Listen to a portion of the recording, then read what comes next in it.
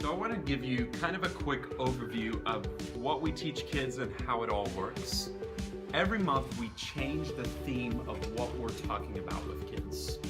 And what I mean by that is every month we teach kids one virtue or one concept from the scriptures, like friendship or hope or love or serving, whatever it may be. The nice thing and cool thing about this summer is we're actually teaching kids a lot of different virtues. We're going to be working through the fruits of the Spirit. And the reason I use that word theme is because you'll see when you come in on Sunday mornings, and you may see this if you have kids, we spend some time decorating our stage and things like that because we believe that the environment of a kid and the way we use our environment speaks to how much a kid is loved. When they show up and they see, wow, this place has some cool stuff in it, it's more of a welcoming environment for them. And so this summer we are spending time talking about and using this theme of Power Up.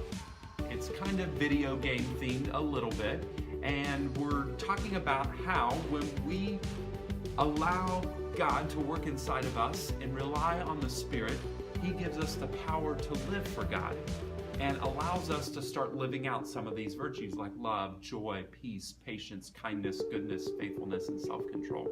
And so that's what we're teaching kids all summer long, are the fruits of the Spirit.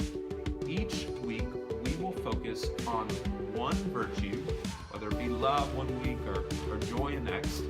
We will also teach kids one Bible story or one story from the scriptures about that virtue.